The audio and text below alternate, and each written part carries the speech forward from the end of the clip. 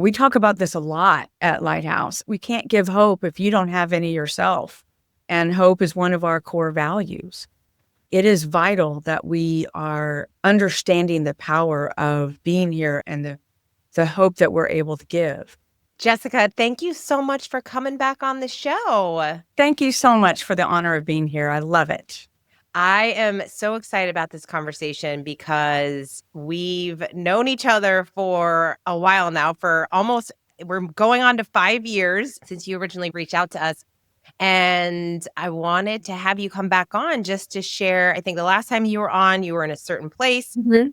Many things have happened Yes. to you for you personally and with the business. So why don't you give us just like a little bit of an overview of what's been happening in your world over the past few years? Sure. Yeah.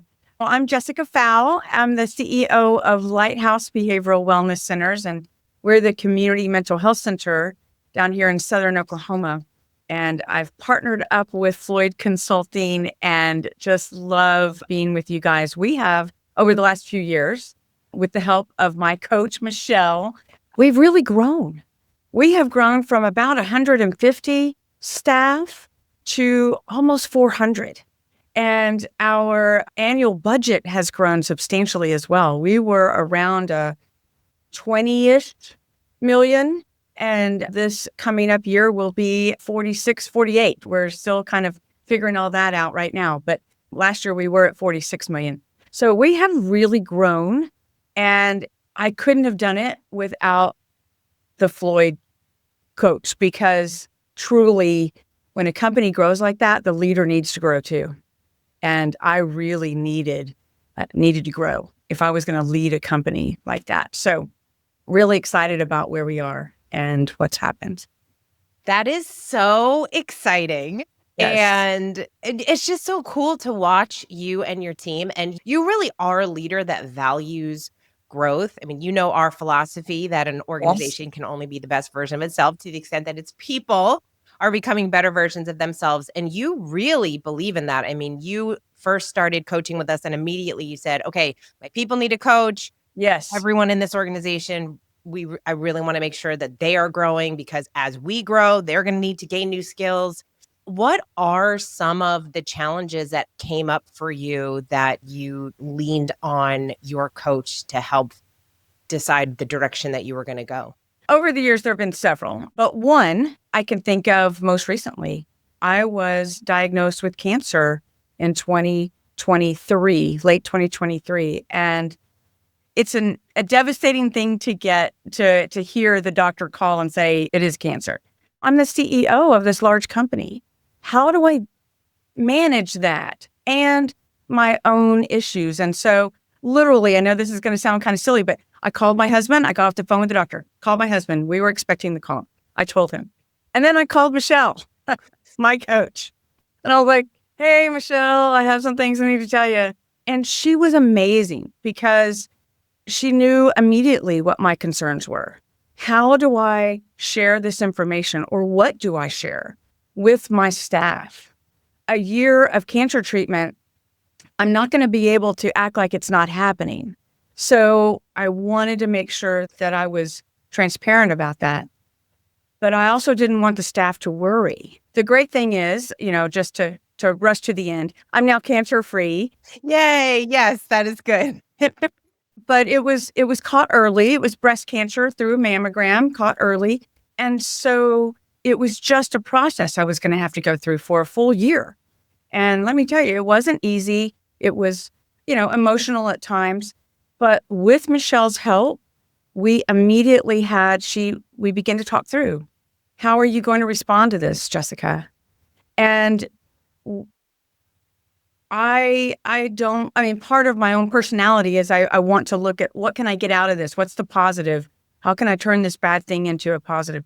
And so we came up with the word adventure. This is an adventure that I'm going on. And I would not have been able to do that without Michelle. Honestly, maybe in the end I would have figured it out. But even within that first call with her, just learning about this devastating, difficult information, she helped me to recast it into, this is an adventure. It's not one I'm choosing, but I'm going to go on. let's talk about it. And so she helped me to get on with all my staff. We had a big Zoom call within a couple of days of my diagnosis. And I spent a lot of time saying, I'm going to be okay. You're going to be okay. Lighthouse is going to be fine. We're all going to be fine. Because, it was scary for staff. I'm very close with my staff, and I didn't want them to worry. And I think it worked. It really worked. When we spoke last week, that alone really stuck with me when you said that you got in front of your team and you said, you're going to be okay. Yeah. I'm going to be okay. Yeah. We're going to be okay. Yes. I said it like 50 times in 5 minutes. I mean, literally over and over.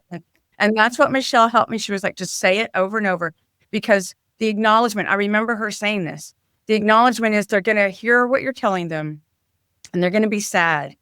But the first thing they're going to think about is themselves. And just recognizing that they're going to be sad for you. Oh, I'm so sorry, Jessica, you have cancer. But what does this mean for me? How am I going to lose my job? That's the reality. And it's not a blaming thing. It's just the reality that people think of themselves. That's what we all do.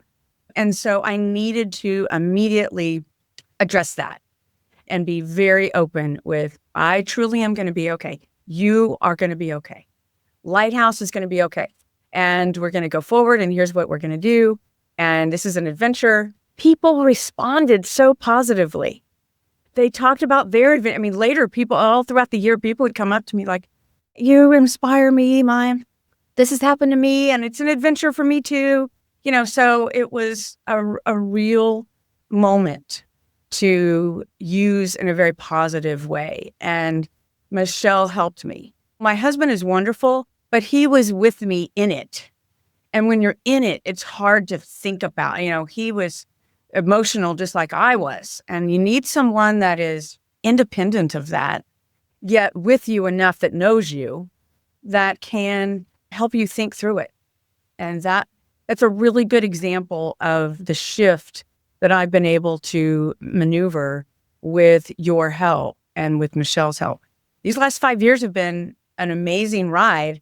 That was one that was unexpected, but it's been an interesting adventure that we're now done with. Now the hair's going back and it's all curly. And it looks fabulous.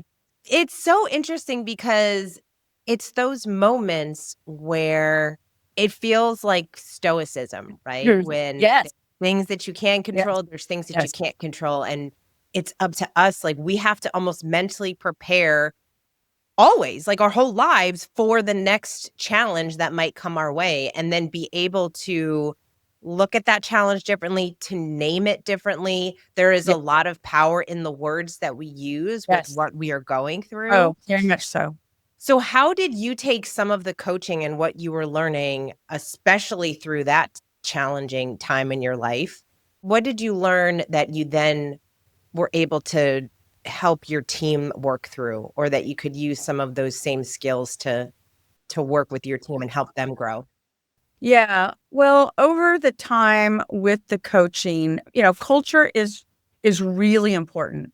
As the CEO, my number one job, I have 2 or 3 things. One of them is I've got to instill the mission. Now, we're a big nonprofit, but even if we weren't a nonprofit, the mission becomes extremely important of why are we here? So it's my job to make sure that everybody knows why we're here. What are we doing? And then the culture of that, our core values, instilling those into the staff and what we do every day. And then, of course, making sure that the company is financially sound and that we are sustainable for long term. And so those 3 things with the coaching, it has really helped me to think through those things. And so how can I talk about our core values all the time without making it sound like I'm just on a recording and I'm saying it over, hope, dedication, community, hope, dedication, community.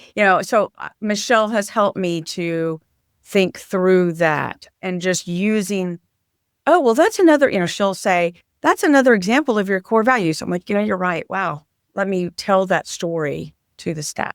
It has really helped me to focus on what my job is, being with her and talking through things with her. We meet monthly. And so there's an accountability piece too that it happens. And so she'll check in. It's kind of a check-in time. And through all of that, it has been a growth that I really needed. I really needed her help.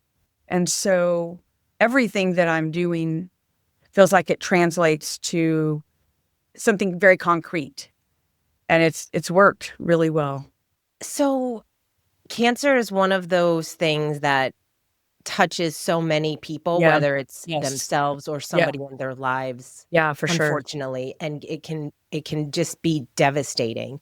And so to somebody out there that's listening that is either a leader, they're on a team, whatever, whoever it is, or maybe they have a coworker or a family member that is dealing with this in their life, what message would you share with that person? I think that it can become a lesson, an opportunity for a lesson, an opportunity for change. And one of the things that cancer did for me, now I look back and I'm grateful for it, because I have always been someone who, and I know, as women, at least for me, weakness is bad. I don't want to look weak. I don't want to seem weak. And asking for help is one of those things that I have equated in the past. Well, that's weakness. So, nope, I've got it. I'm unloading my car. And then people, nope, do you need help? Nope, I got it. I'll make 5 trips on my own. I don't need any help. That kind of thing. And through the cancer, there were times where I really did need to ask for help. And Michelle helped me to rethink that, because that was an emotional point for me. I'm like, I'm now going to be weak. And she said, no, think about this in a different way. You're giving them an opportunity to help you. And you're giving them an opportunity to show what they can do. So let's delegate stuff. Let go of some things. And she really helped me to rethink that. And so now that I'm past it, I see she was right. It gave my team an opportunity to take on some things that I probably would not have let go of. And, shockingly, they took it and ran with it and did better than I ever could have with different things. And so it was an opportunity for me to learn better. And so what would I say to someone with cancer that is being recently diagnosed? I would say, yes, it's hard. It's very, very hard.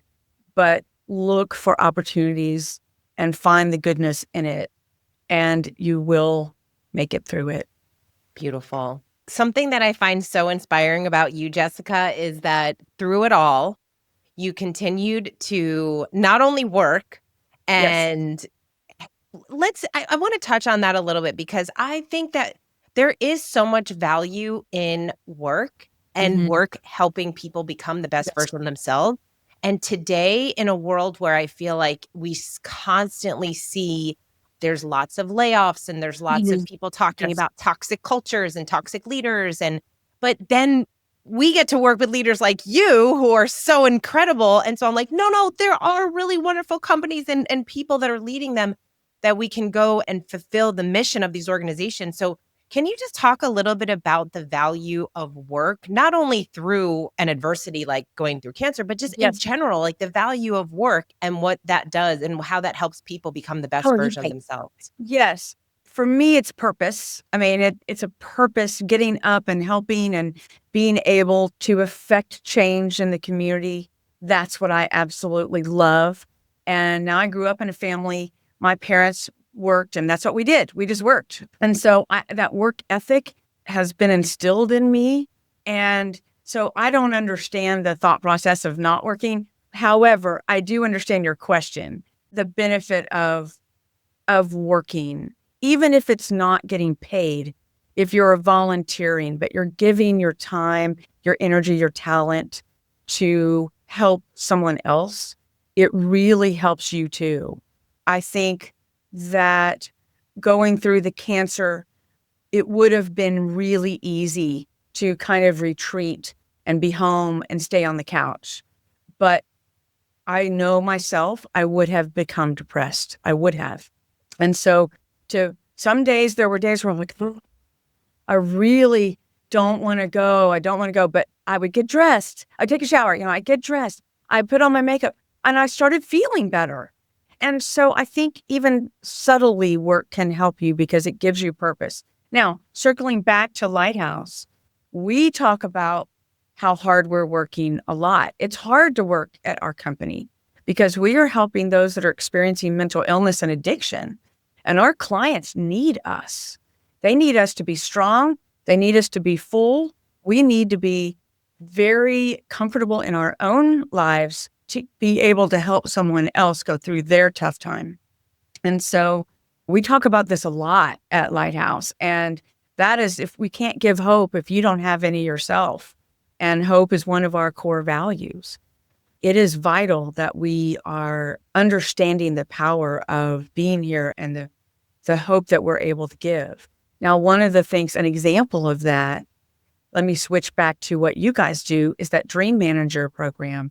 We have instilled in our culture the Dream Manager, and we want our staff to fulfill their own life purpose and dreams. It may be separate from their daily work, but in order to fulfill those dreams, if you want to go to Italy with your spouse and take your kids, you're going to have a job. You're going to have some money. And so what do we need to do to make sure you can get to Italy? Well, let's help you save up your vacation days, and let's help you save up some money and save that bonus we just gave you, because you're going to need it for that trip that you're going to take at Christmas time. And so we want to help our staff to understand that dreams can be fulfilled, but work needs to be there too, together. And so those are the things that we talk about around here all the time. But that's part of why I asked the question, because you really do have this nice blend of having that personal and professional dreams, continuing to bring that into your organization, to understand and to know, even for a leader to say, yeah, it's hard to work here. We have a challenging work that we do. However, we're making an impact and we're making a difference. And we want to make sure that we are providing an opportunity for you to do that here with us on our beautiful mission, and then go back to your families and whatever mission you're fulfilling with them, and the places you want to go, the things you want to do. And that's beautiful. And you have an incredible dynamic culture, which is why, even though it's challenging work, people want to work there. In fact, you grew from 150 to 400 people. And let's talk a little bit about that, because I know someone's listening thinking that's a lot of hiring. Hiring is very challenging today. How do you find your people? What is your hiring process like? I think a couple of things have happened over the last few years. As we have grown, we really worked hard to make sure that our salaries were competitive. So that was one of the first things. We were not, admittedly, several years ago, not paying our staff very well. And the answer was, well, you're just nonprofit and you're mental health. And so nobody expects you to get paid very well. No, we are going to pay our staff. They work hard, just like everybody else in the world. So we're going to pay them what they're owed and what they're due, and very competitively.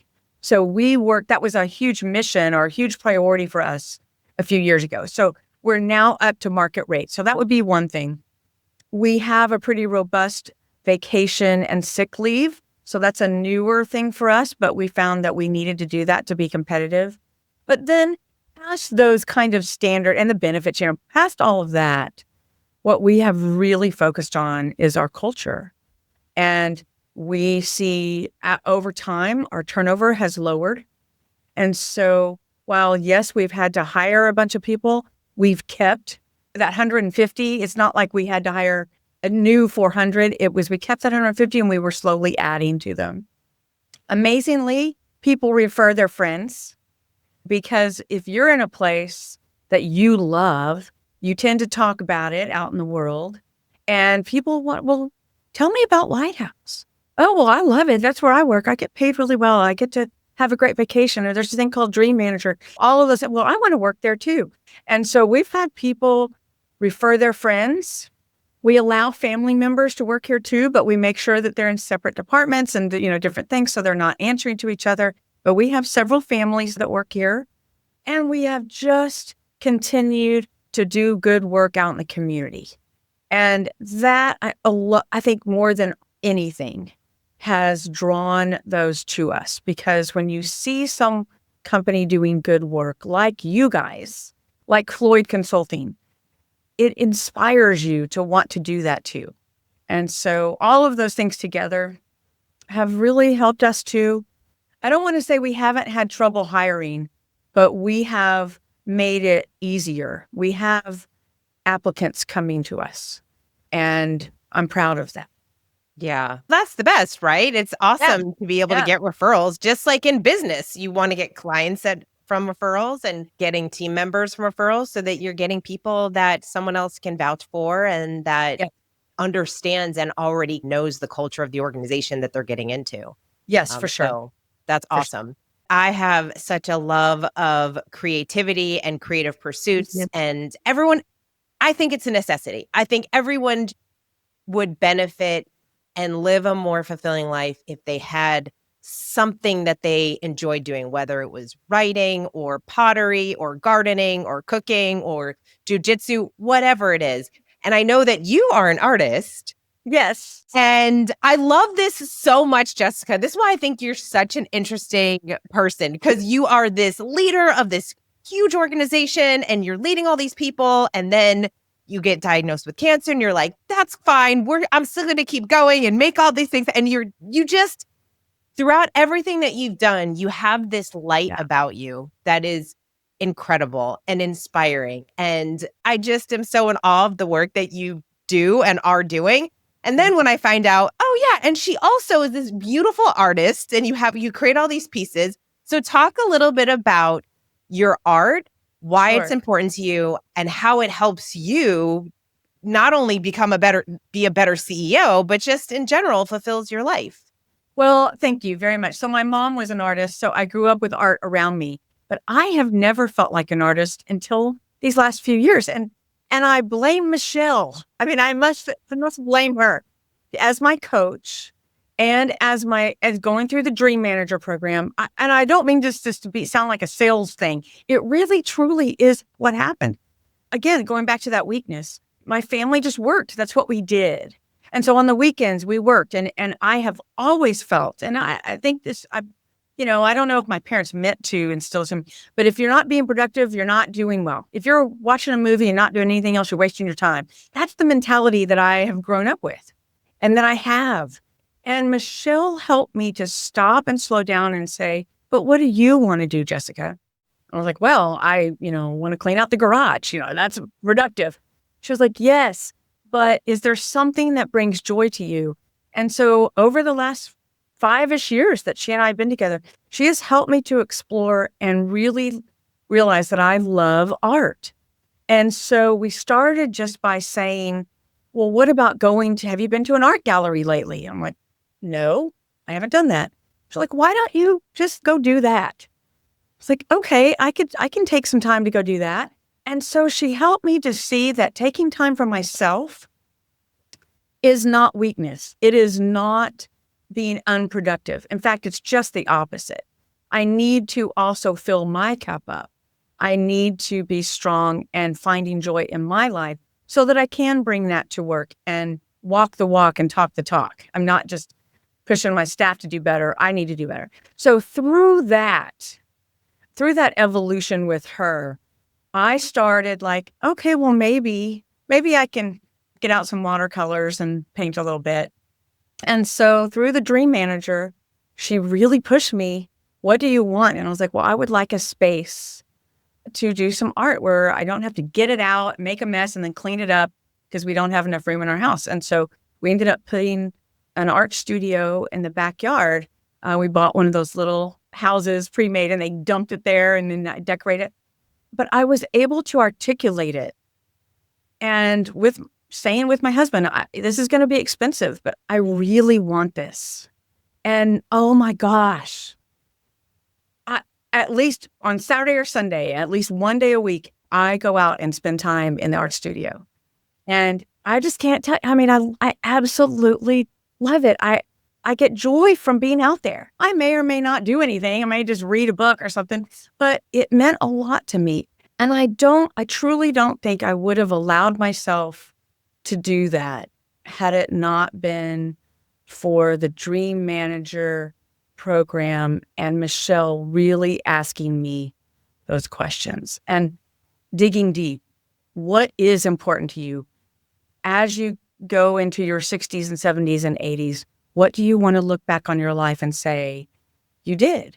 And regrets. And so that's where we went to, and it's been wonderful. And so, yeah. So, you start and then you do stuff and it's like, oh, well, I can take that class. So now, yeah, I do stuff all the time and it's been fun to create art. And my daughter is a great artist as well. She naturally has it from my mom. I can see it in her. And so we've hung out in the art studio together and it's just been so great. That's so awesome. That's so wonderful. And yeah, it's the thing about coaching that I find so incredible is that your coach is there to not only support you, but to push you. Yes. To push you out of your comfort zone, to challenge you a little bit when you might be making excuses for not doing the thing that you say you want to do. Well, sleeping was another thing. I know that sounds kind of crazy, but, Matthew Kelly talks about the importance of sleep in some of his books. Well, I don't know. I look back and now I think I was so silly, but I'm like, I don't need sleep. I don't need sleep. I work best at night and I get up early and I need about 3 or 4 hours of sleep.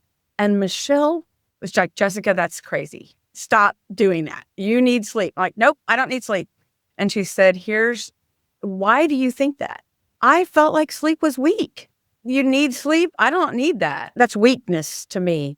And she said, you got to get rid of that. And she really pushed me to think about it's healthy. You eat right, don't you? You drink water. You try to eat well. Yes, I do. Sleep also is healthy for you. And so she challenged me, and it's been just a whole things that I never thought. I mean, I hired her to be my coach to help me to become a better leader, I don't need to talk about my sleep, but she helped me to see that being a better leader means that I take care of myself. Yeah. That I'm healthy, that I do get sleep at night. And it's not weakness, it's making a good choice. And that I take care of myself on the weekends. And it's not that I don't deserve it or, whatever we all tell ourselves, especially women. I need to do the dishes before I can do anything fun. No, the dishes can wait. Go do something fun. I think a lot of leaders that are listening can relate because it's almost as though productivity, being productive, doing all things, like you said with your parents, sitting down and watching, and you can't do that. You have work to do and things to do and be productive. And then, no, we don't need sleep. I can get off. I remember years ago when I need 4 hours tops. Yeah. It's fine. And we wear it. We wear it as this badge of honor. It's like, no, I don't know about you, but apparently you need sleep. I don't need sleep. In fact, I remember this is years ago. I think I was in my late 20s and I've been getting up to go to the gym early for forever. And, but I remember there was one day I was exhausted. My body, it was like, when your body's telling you, calm down, you need to chill for a second. But no, I got like 2 hours of sleep. There was an event happening the next day. And you know what I did? I woke up and I went to the gym because you have to go to the gym. Heaven forbid you didn't go to the gym. And you know what happened that day? I broke my foot. I broke my foot and sprained my ankle. And I still remember being at the hospital, so upset, obviously. But I was more upset because I'm like, I'm not going to be able to work out. It's so crazy. And I remember saying to my boyfriend at the time, I was like, that saying where he's like, God whispers, and he taps you, and then he kind of pushes you. That's what I felt. I felt like I wasn't listening to myself. And I think this happens so often with people, like, especially, we work with a lot of leaders and a lot of them come to us with challenges of, I want to get more fit. I'm tired all the time. I don't eat right. That's a big dream, even with our dream managers, like our dreamers, a lot of people want to get more fit. So fixing that is going to enhance all the different areas of your life. And I think as a leader, that constant need of productivity, that constant need of doing, achieving, can be a challenge to get through. What do you find with leadership today, whether it's other CEOs, your colleagues, or just the leaders that you see? What do you think are the biggest challenges today? We're in a very interesting time. Well, I think along the lines of what you're saying is really the challenge is, how do you run this big company? How do you keep motivating others and find time for yourself? So that is the balancing struggle there, but you must. And so really setting boundaries is key. So learning to do that is a priority. But then also it's vital to keep learning. I read a lot. I try to learn a lot of things. There's always something new to learn. Even if I've read the book in the past, I'll read certain ones again and I find new things from them. I know that Craig Rochelle says, when the leader gets better, everything else gets better too. I may be butchering the quote, but I think that's true. So how do I stay strong? And then listening to your body. I mean, what you didn't do back then was, you're right. It will catch up. It will get you if you don't stop and listen. And I think your body is always talking to you and telling you things. And I don't know, maybe the cancer was that voice pushing me to say, slow down a little bit, delegate, focus on yourself a little bit more. I don't know, but that's how I'm going to listen and hear it. Yeah. Oh, I love Does it. that answer your question? Was that getting to what? Yes. Yeah. Yeah. I mean, I think that a lot of people today, and we were talking about this a little bit offline, there's never been a time where we've had so much access to all the information, right? Like Yeah. everything. Yes. And it can be a little bit challenging to decide, what do I take in? What do I let go? What do I focus on? I constantly recommend the book by Gary Keller, The One Thing, because Yes. Yes. he asks that question, what is the one thing that by which doing will make everything else easier or unnecessary? And I think a lot of us could benefit from continually going back to Mhm. that question in our lives, Yeah. especially when we start to, I think people, leaders, CEOs, people that you have big goals, big dreams, big ambitions, and you want to do all the things, which is Yeah. amazing and beautiful and wonderful, and get after it all. However, we can't do all the things all at once. And so to be able to harness that energy into that one focus, even if it means for a season, I think Yeah. there's a lot of power in that. But I do feel like it can be challenging for a lot of people, especially people that are very multi-passionate, that have a lot of dreams and goals. And so it's that balance. Yes. And to recognize that big change takes a long time. You can put out a lot of policies, you can do, a lot of surface things that look good, but unless you give it time to soak into the company, it won't actually take effect. If you look away, it'll stop.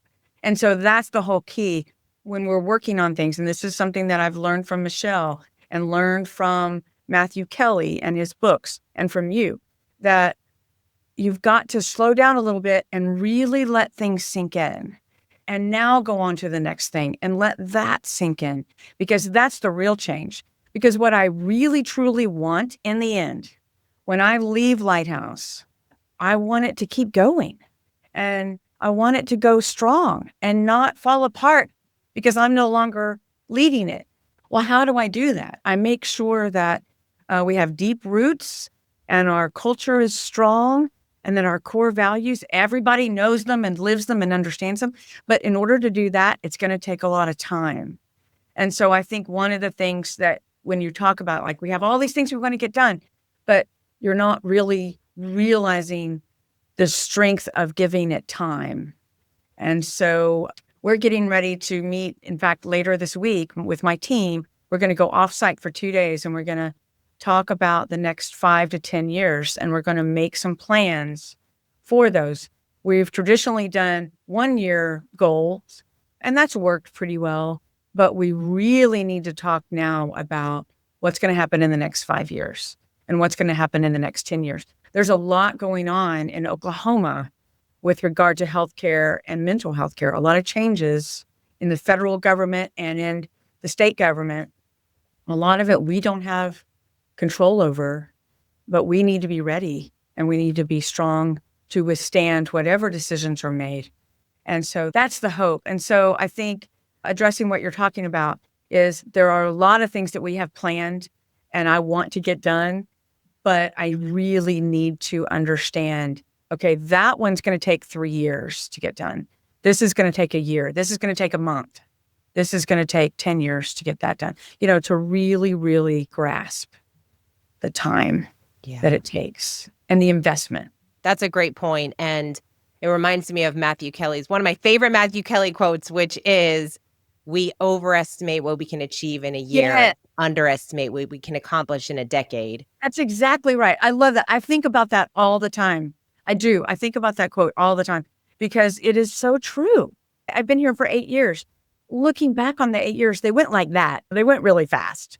But it's amazing what we've been able to do. And now we need to plan for the next decade because the seeds we're planting now will grow. And so we've got to make sure that those are the right seeds, that we want them. Yeah. And so we've got to make some plans. And so it's exciting to think through where we are and what's happening. Yeah. Well, you are definitely leaving a legacy there when you leave. And whenever that is, for a leader out there that's thinking, I've never had a coach, I don't know if it's for me, what advice would you give? Oh my gosh. Yes, do it. Do it. No question. It feels a little funny at first. It feels awkward. Like, hi, I don't know you. Now I'm going to tell you everything and now you're going to help me. But oh my gosh, she has helped me so much doing and so I can't imagine the last 5 years without Michelle on my team. I mean, she's invisible to the rest, but to me, she's been so part of me and helped me think through so many tough situations. I'm so grateful. And yes, it has made me a stronger leader. She has made me a stronger leader. And it is an investment. It is time well spent. I think a coach, and not just any coach. The other thing is there's a lot you can look at, Google coaches and thousands come up. You need to have someone that knows what they're doing. And you guys vet them. You have a strong training program. You do all of those things so that your coaches know what they're doing. And that's where Michelle, her history comes from. She's been a leader in an organization on her own and really understands what I'm doing. And it's been wonderful. So I would encourage, if I had that much money, a lot of money, I would give coaches to new CEOs and force them to do it for at least a year. And after that, they'll never stop. Well, Jessica, thank you so much for sharing your journey with us. Of course, we'll have you come back on because you're going to continue to grow. You're going to continue to grow the organization, your people, your mission, your art. You have so many things to do. You guys have been amazing. And we love Matthew Kelly. We love you guys. Love you, Kate. It's just been a great partnership. We appreciate you. And it's just a pleasure knowing you and watching you grow. So I'm so glad we get to be here for each other on our fun journeys. Jessica, thank you so much. And we'll talk to you next time. That sounds great. Thank you, Kate.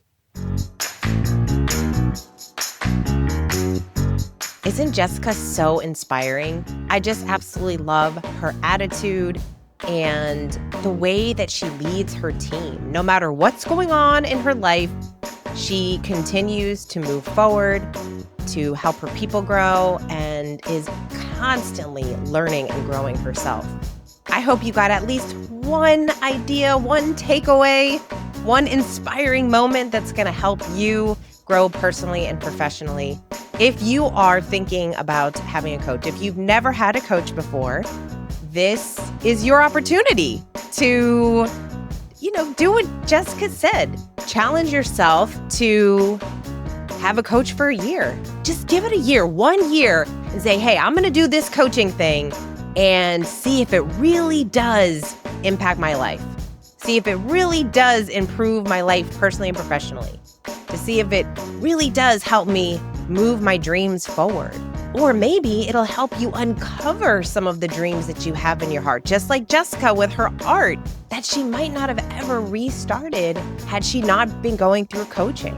It's a huge testament. Of course, we love working with Jessica and all of our clients, and to be able to see the impact that they are making in their organizations, in their communities, and of course, in themselves. To watch these leaders grow, to watch their confidence build, to watch how they are able to give themselves, to watch how they give themselves permission to dream, to tap back into the dreams that are so meaningful to them. This is your opportunity to do the same. We would love to chat with you about what coaching would look like for you. You can go to floydcoaching.com, check that out, and someone on our team will get back to you. Thank you so much for being here. We appreciate you. And until next time, lead with culture.